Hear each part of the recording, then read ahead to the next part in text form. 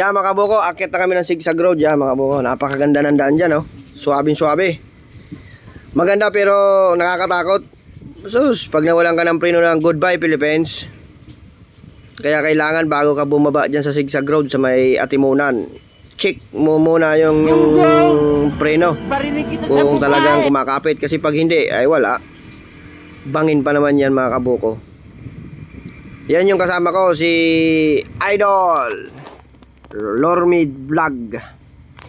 Yan, pakasuportahan din ang kanyang channel mga kabuko. Yan, let's go, let's go.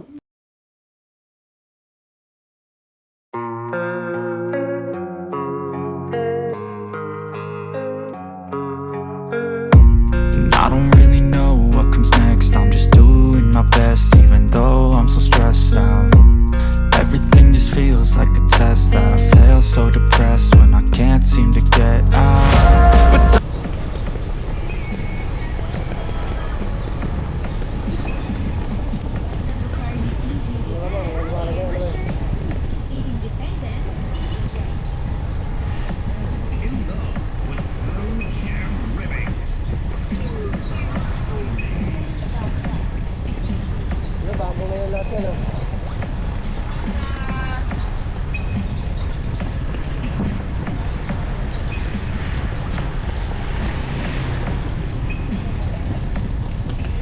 Lalim dyan, eh.